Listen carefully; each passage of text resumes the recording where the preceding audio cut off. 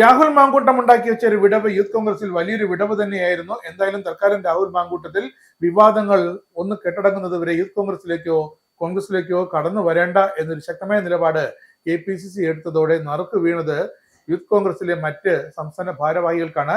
ഇതിൽ ആരാകും സംസ്ഥാന അധ്യക്ഷൻ എന്ന മാരത്തോൺ ചർച്ചകളാണ് കോൺഗ്രസിനുള്ളിൽ നടന്നത്. ഇതിൽ ഇടപെട്ടത് ദേശീയ ജനറൽ സെക്രട്ടറി KC വേണുഗോപാൽ മുതൽ ഇങ്ങറ്റത്ത് ഷാഫി പറമ്പിൽ MP വരെയുള്ള മുതിർന്ന നേതാക്കൾ വടം വലിക്കുന്നത് പോലെ നിന്ന് അവസാനം ഒടുവിൽ OJ ജനീഷിനെ യൂത്ത് കോൺഗ്രസിന്റെ സംസ്ഥാന അധ്യക്ഷനായി തീരുമാനിച്ചു.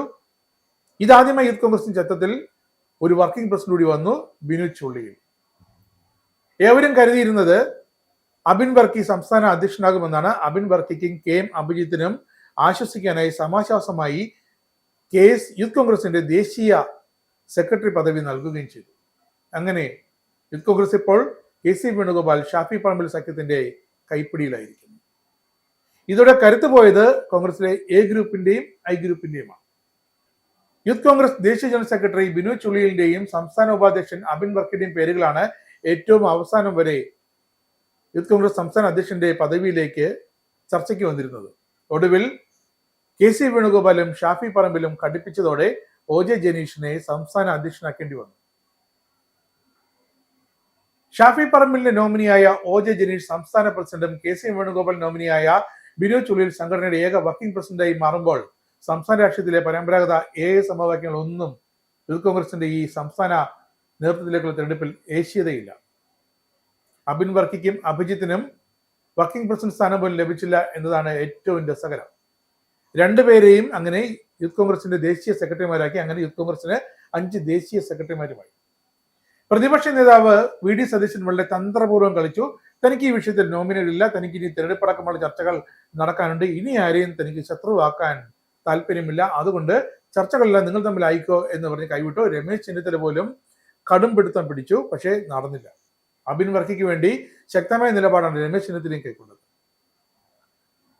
നിലവിൽ സംസ്ഥാന യൂത്ത് കോൺഗ്രസ് ഉപാധ്യക്ഷനായിരുന്നു OJ ജനീഷ്. സംസ്ഥാന നേതൃത്വം ഒറ്റക്കെട്ടായി OJ ജനീഷിനെ ഏറ്റവും ഒടുവിൽ ചർച്ചയ്ക്ക് ശേഷം അധ്യക്ഷ സ്ഥാനത്തേക്ക് പരിഗണിക്കാൻ ആവശ്യപ്പെടുകയായിരുന്നാണ് റിപ്പോർട്ടുകൾ.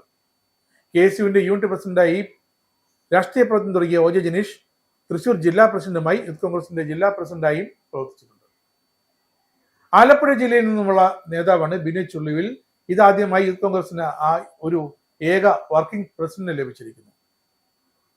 അവസാന നിമിഷം വരെയും സംസ്ഥാന അധ്യക്ഷ സ്ഥാനത്തേക്ക് ബിനു ചുള്ളിയിലിന്റെ പേരും വന്നിരുന്നെങ്കിലും ചെന്നിത്തലയുടെ എതിർപ്പാണ് ബിനുവിന് വിനയായത്. KC വേണുഗോപാലിന്റെ വിശ്വസ്തനാണ് ബിനു ചുള്ളിയിൽ.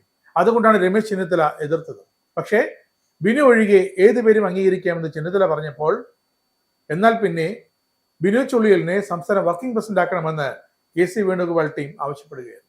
സംസ്ഥാന അധ്യക്ഷ പദവിയിലേക്ക് രമേശ് ചെന്നിത്തല വിഭാഗം നോമിനേറ്റ് ചെയ്തത് അബിൻ വർക്കിയെ, A ഗ്രൂപ്പ് നോമിനേറ്റ് ചെയ്തത് KM അഭിജിത്തിനെ. ഇവർക്ക് അവസാനം ദേശീയ സെക്രട്ടറി സ്ഥാനം കൊടുത്ത് ഇവരെ തൃപ്തിപ്പെടുത്തുകയായിരുന്നു. അങ്ങനെ 5 പേരാണ് ഇപ്പോൾ ദേശീയ തലത്തിൽ യൂത്ത് കോൺഗ്രസിനുള്ളത്. എന്തായാലും കോൺഗ്രസിനുള്ളിലെ സമവാക്യങ്ങൾ ഗ്രൂപ്പുകൾക്ക് അപ്പുറം മാറി മറിയുകയാണ്. ഇപ്പോഴത്തെ ഗ്രൂപ്പുകൾ KC വേണുഗോപാൽ ഗ്രൂപ്പും ഷാഫി പറമ്പിൽ ഗ്രൂപ്പും എന്നാണ് ഇപ്പോൾ ഏറ്റവും പുതിയ ഈ യൂത്ത് കോൺഗ്രസിലെ തെരഞ്ഞെടുപ്പ് കൊണ്ട് നമുക്ക് വ്യക്തമാകുന്നത്.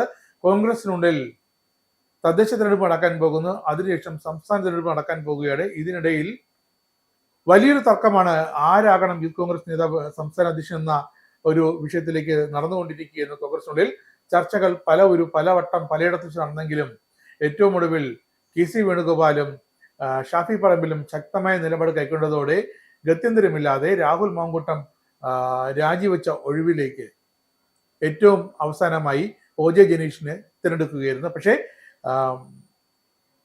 ബിനു ചുള്ളിയിൽ സംസ്ഥാന വർക്കിംഗ് പ്രസിഡന്റ് ആകുമ്പോൾ OJ ജനീഷിന്റെ റോൾ എന്താകും, ബിനു ചുള്ളിയിലിന്റെ റോൾ എന്താകുമെന്നത് ഇനി കാത്തിരുന്ന് കാണേണ്ടതാണ്.